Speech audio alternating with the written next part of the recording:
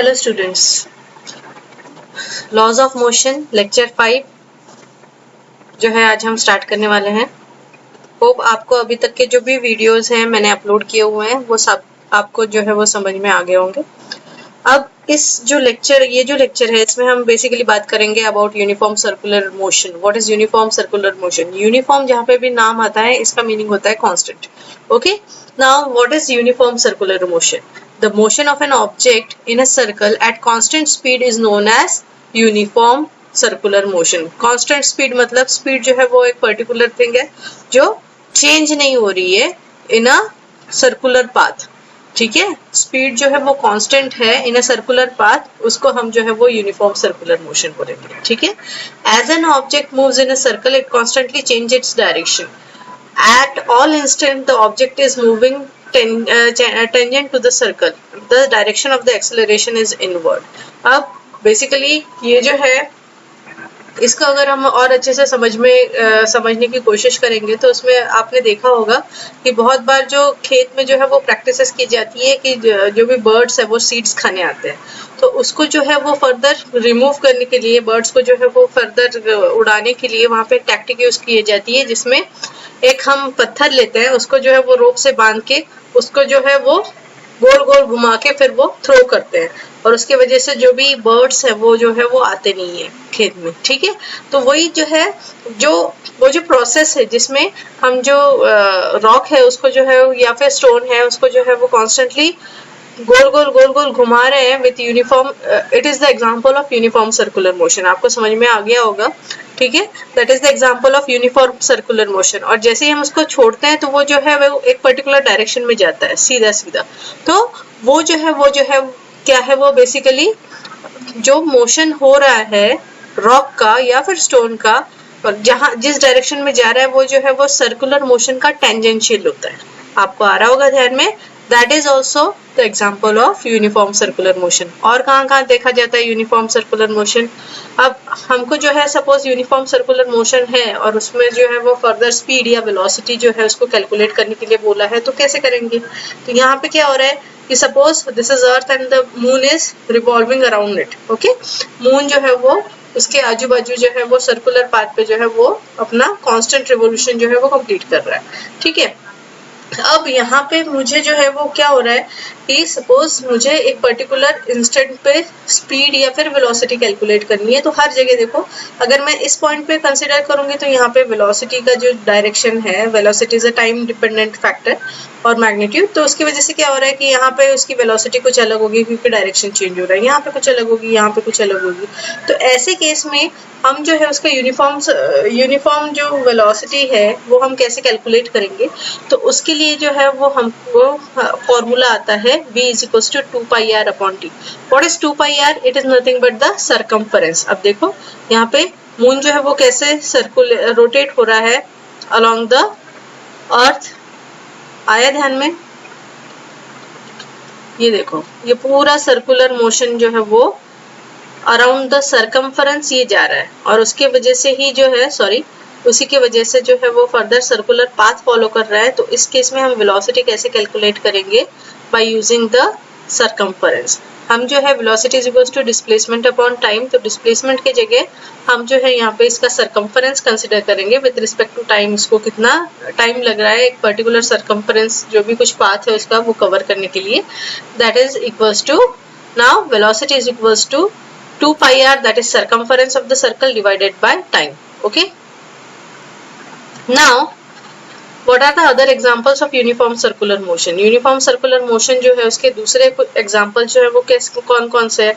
अब ये जो है अपना सेकेंड हैंड है, आपको तो पता है ये क्लॉक है अपना, ये आवर हैंड है, ये मिनट हैंड है, this is the second hand. तो सेकेंड हैंड का जो टिप है ये फर्दर जो है वो यूनिफॉर्म सर्कुलर मोशन यहाँ पे दिखा रहा है। आ रहा है ध्यान में? देन ये जो फैन है, फैन के जो ब्लेड्स है ये भी पर्टिकुलरली यूनिफॉर्म सर्कुलर मोशन, जब ये रोटेट करते हैं या फिर घूमते हैं तो इनके जो ब्लेड्स है इनका जो टिप है ये further uniform circular motion provide करता है। जैसे मैंने बताया था खेत में प्रैक्टिस करते हैं, वैसे ये यहाँ पे जो है ये जो गर्ल है इसने जो है वो बकेट ली हुई है, बकेट की जगह हमने अगर स्टोन लिया तो खेत में ये रेगुलर इसमें प्रैक्टिस की जाती है इसको।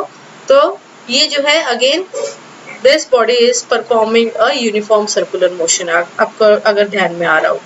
देन साइकिल है, साइकिल के ये जो स्पोक्स है, ये जो स्पोक्स है यहाँ पे जब साइकिल मूव करेगी तभी ये जो है यूनिफॉर्म सर्कुलर मोशन देगी। अगर ये रेस्ट पे है तो ये हम इसको एग्जाम्पल नहीं बोल सकते, it is not the example of uniform circular motion. Uniform circular motion अगर देखनी है तो इसको जो है वो फर्दर मूव करना पड़ेगा। तो हमको जो है वो ये जो साइकिल के टायर के जो स्पोक्स हैं ये फर्दर यूनिफॉर्म सर्कुलर मोशन जो है हमको देखते करते हुए मिलेंगी। Okay,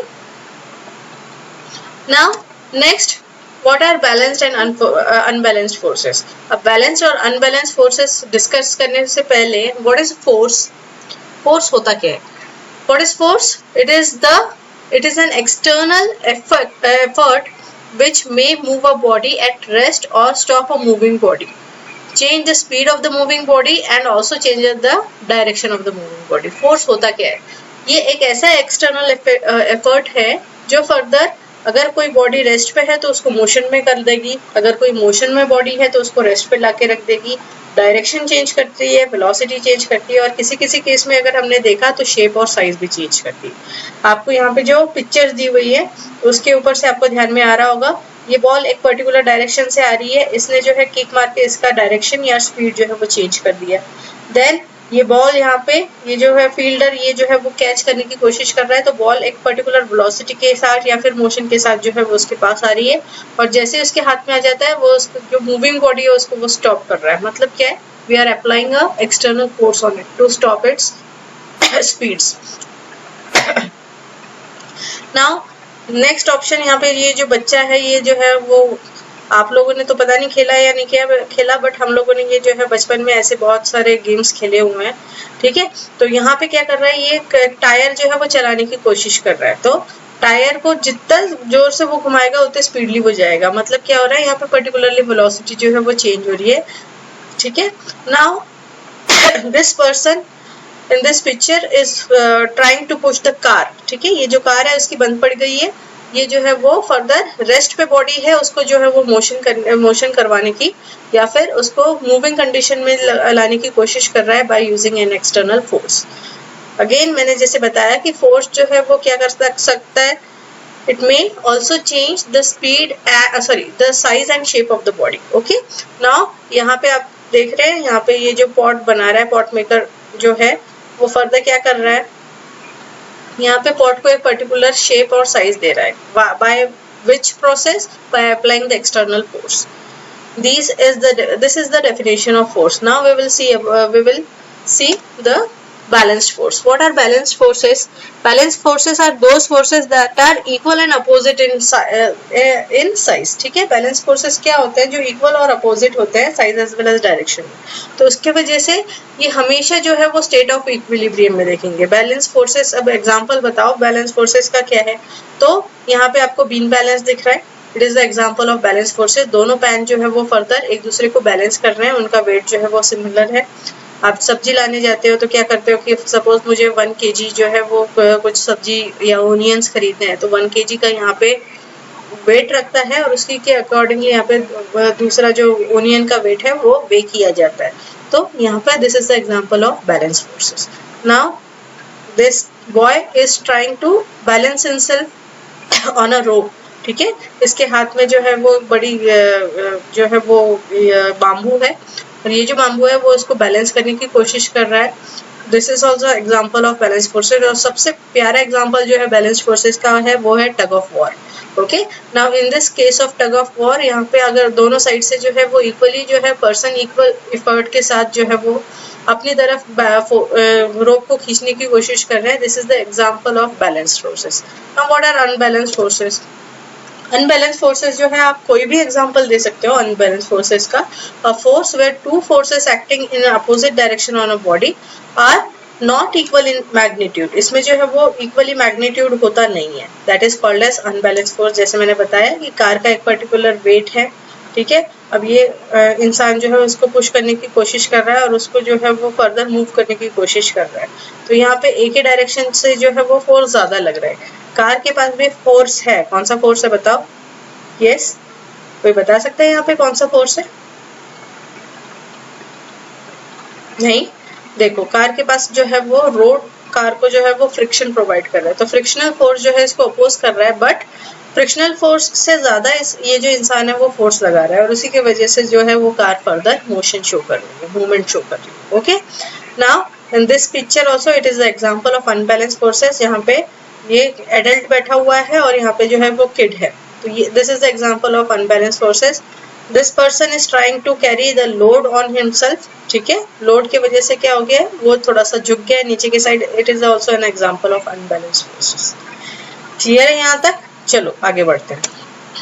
now Newton's first law of motion and it is also called as law of inertia. Newton first law of motion को आप लॉ ऑफ इनर्शिया के हिसाब से भी आपको अगर सपोज पूछा गया कि what is the law of inertia, आपको कंफ्यूज नहीं होना है। यहाँ पे दोनों लॉ जो है Newton's first law of motion को ही लॉ ऑफ इनर्शिया भी बोला जाता है।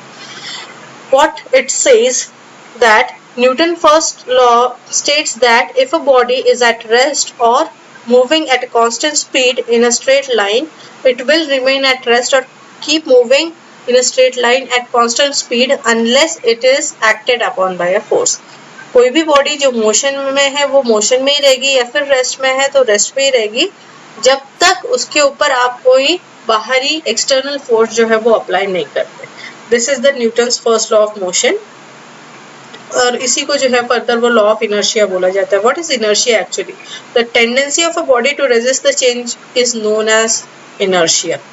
ठीक है, मतलब सपोज आप जो है वो फर्दर टीवी देख रहे हैं और आपके मम्मी ने सडनली आपको बोल दिया पढ़ने के लिए बैठने के लिए, ठीक है, तो आप क्या करोगे? मम्मी को अपोज करोगे। ओके, आप क्या करोगे? मम्मी को अपोज करोगे। Why? Because you have the tendency of inertia. Inertia जो है आपके अंदर है कि जो भी आप कर रहे हो एक्टिविटी उसको आपको चेंज नहीं करना, आपको जो है वो पढ़ने का मूड नहीं है, आपको जो है वो कंटिन्यू टीवी ही देखना है। तो that is the example of again inertia. ठीक है, सभी ऑब्जेक्ट का जो है वो अपना खुद का इनर्शिया होता है, और जितना ज्यादा मास होगा उतना इनर्शिया ज्यादा होगा। आ गया ध्यान में? जितना ज्यादा मास होगा उतना ही इनर्शिया ज्यादा होगा। जैसे मैंने बताया अभी कि बॉडी जो है वो फर्दर मोशन में है तो वो फर्दर मोशन या मूवमेंट ही करती रहेगी, या फिर अगर रेस्ट पे है तो रेस्ट पे ही रहेगी। That is the Newton's first law of motion. Clear है यहाँ तक? चलो आगे बढ़ते हैं।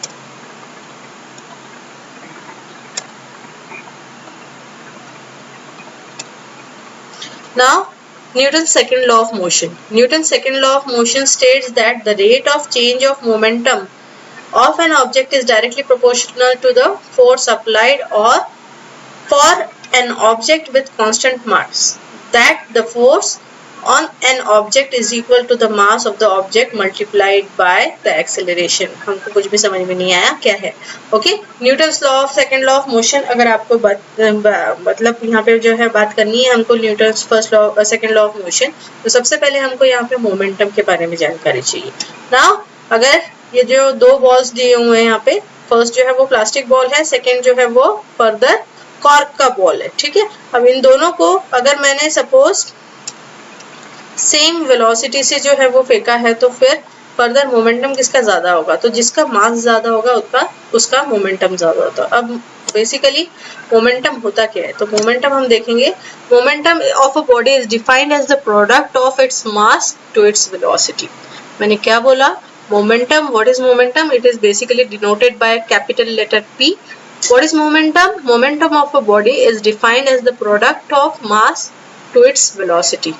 एक पर्टिकुलर बॉडी का खुद का जो मास है और उसकी जो पर्टिकुलर वेलोसिटी है, इसका प्रोडक्ट जो है वो फर्दर हमको मोमेंटम शो करता है। तो अभी मैंने जैसे पिछले स्लाइड में बताया था कि ये प्लास्टिक का बॉल है और ये कॉर्क का बॉल है, दोनों को हमने सेम वेलोसिटी के साथ थ्रो किया तो मोमेंटम किसका ज्यादा होगा? जिसका मास ज्यादा होगा। ठीक है, प्लास्टिक का बॉल भी उतना ही मूव कर रहा है और कॉर्क बॉल भी उतना मूव कर रहा है, बट कॉर्क बॉल का जो है वो मास ज्यादा है, इसलिए इसका मोमेंटम जो है वो फर्दर ज्यादा होगा। ठीक है, तो मोमेंटम कैसे इंक्रीज होता है? मोमेंटम यहाँ पे जैसे आपको फॉर्मूला दिख रहा है कि momentum is directly proportional to mass and velocity, तो उसी की वजह से अगर मास या वेलोसिटी में से कोई भी एक चीज बढ़ती है तो उसके साथ मोमेंटम बढ़ेगा। ओके, मास और वेलोसिटी दोनों में से कोई भी चीज बढ़ती है तो उसके साथ मोमेंटम बढ़ेगा। ओके, अगर सपोज अब कोई बॉडी रेस्ट पे है, ठीक है, कोई बॉडी अगर रेस्ट पे है तो उसकी वेलोसिटी क्या हो जाएगी? कोई बता सकता है? what will be the velocity of a body at rest? Yes, देखो velocity, what is velocity? Velocity is nothing but displacement upon time. अगर बॉडी रेस्ट पे है तो ये कुछ डिस्प्लेसमेंट शो कर रही है क्या? नहीं शो कर रही है, तो इसकी वजह से वेलोसिटी जो होगी जीरो होगी। अगर सपोज वेलोसिटी जीरो होगी तो मोमेंटम भी उसके साथ जीरो होगा। आपको अगर क्वेश्चन आ गया कि body is at initial velocity of the body u is zero, what is the momentum? अगर इनिशियल वेलोसिटी, और आपको ये भी पूछा जा सकता है घुमा फिरा के कि अ body is at rest, what is it's momentum? एक बॉडी जो है वो रेस्ट पे है और उसका मोमेंटम क्या है? तो मोमेंटम उस केस में क्या हो जाएगा? Zero. Okay, now every moving body possess momentum. मैंने जैसे बताया कि मोमेंटम जब रेस्ट पे होगी बॉडी तो जीरो हो जाएगा। क्यों? क्योंकि वेलोसिटी जीरो होगी।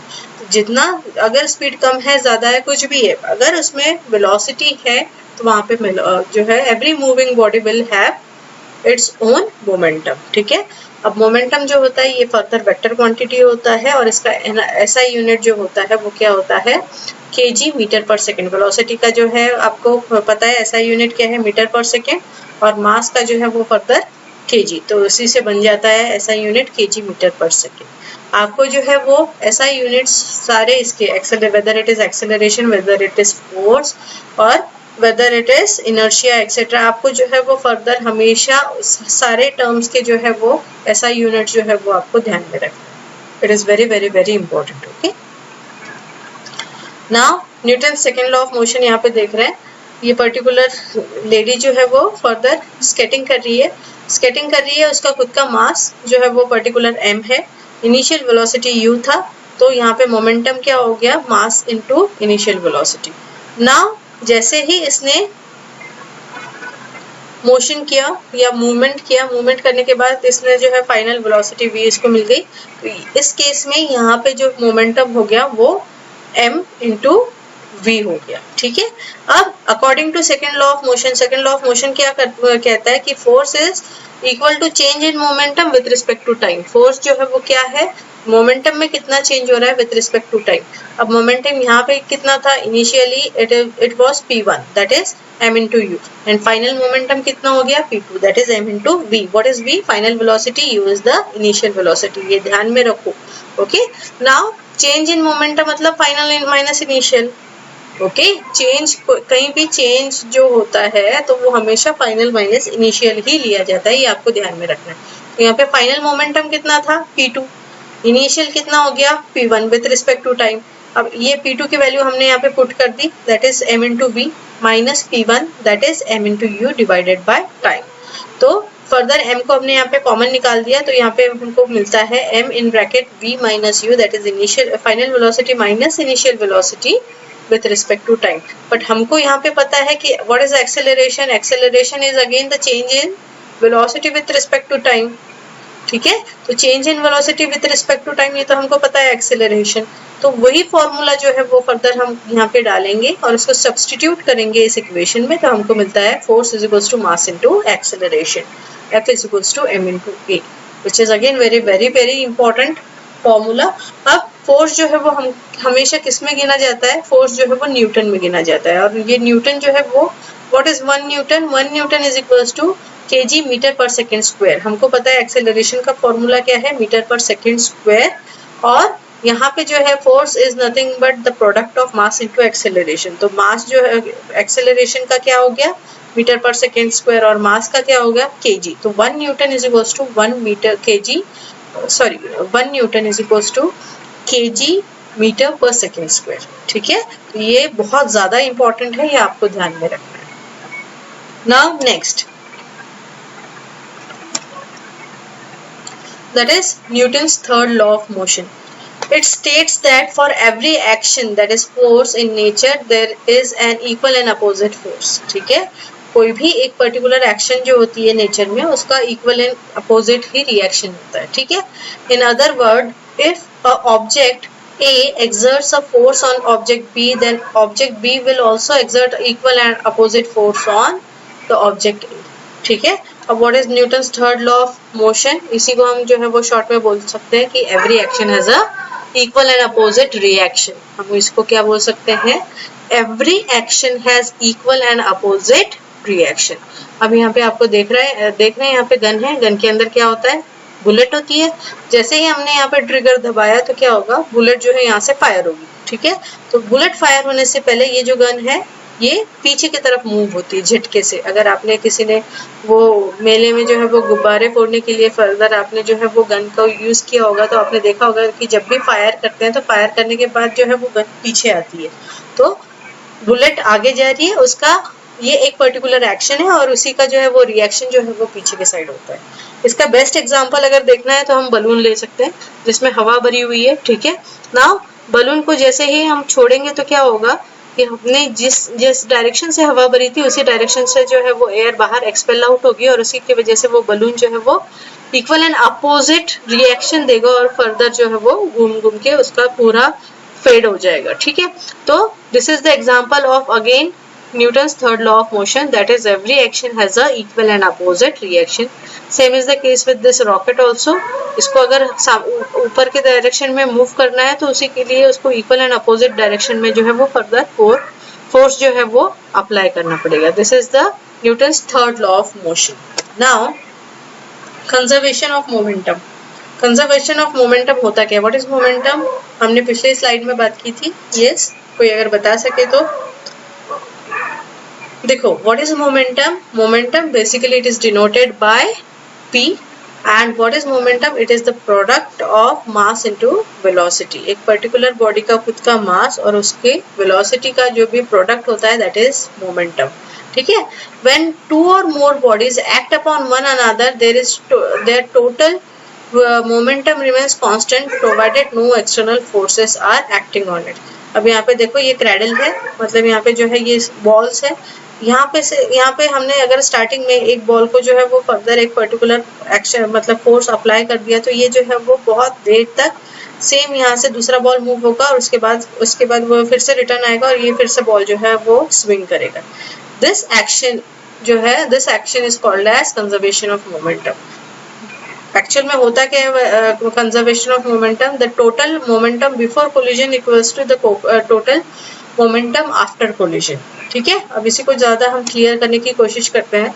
देखो, अब ये फुटबॉल है, इसका पर्टिकुलर मास m1 है, ठीक है, इनिशियल वेलोसिटी इसकी u1 है, ठीक है। ये दूसरा बॉल है बी पोजीशन पे, इसका मास m2 है, इनिशियल वेलोसिटी v2 है, ठीक है।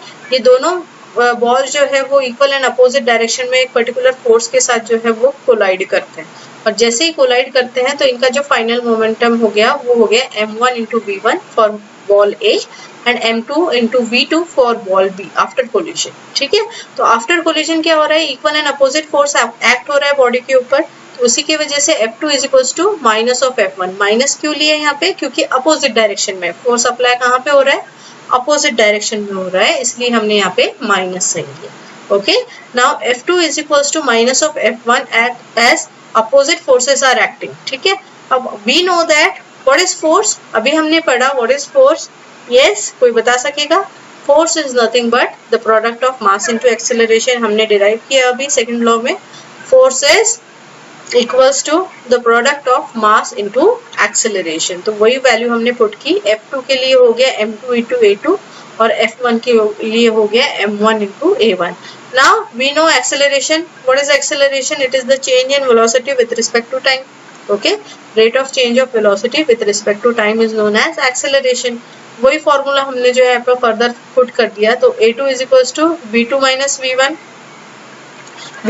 u2 सॉरी, एंड वैसे ही a1 के लिए हमने यूज कर दिया v1 minus u1। तो इस केस में क्या हो जाएगा, m2 into v2 minus u2 is equals to minus of m1 into v1 minus u1। यहाँ पे t दोनों जो है वो कैंसिल हो गए।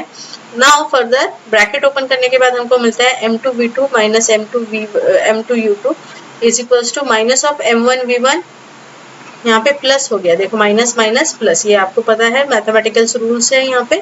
तो minus of m1 into v1 plus m1 into u1, ठीक है। फर्दर हमने जो है ये क्वांटिटी जो है वो जो फाइनल वेलोसिटी की जो क्वांटिटी है वो इधर ट्रांसफर कर दी और इनिशियल वेलोसिटी की इधर कर दी, तो हमको मिलता है m2 into v2 is plus m1 into v1 that is equals to m1 u1 plus m2 u2। तो यहाँ पे this is total final momentum is equal to total initial momentum. इससे प्रूफ होता है कि टोटल जो फाइनल मोमेंटम है वो किसके इक्वल है, टोटल इनिशियल मोमेंटम के।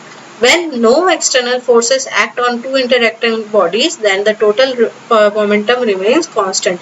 यहाँ से हमने ये प्रूफ किया कि हमने पर्टिकुलर एक बॉल को जो है वो पर्टिकुलर इनिशियल वेलोसिटी के साथ अपोजिट डायरेक्शन में जो है उसको फर्दर पुश किया। जब वो कोलाइड बैक हो जाएगा तो उसका जो फाइनल मोमेंटम है और जो इनिशियल मोमेंटम हमने प्रोवाइड किया था वो इक्वल है।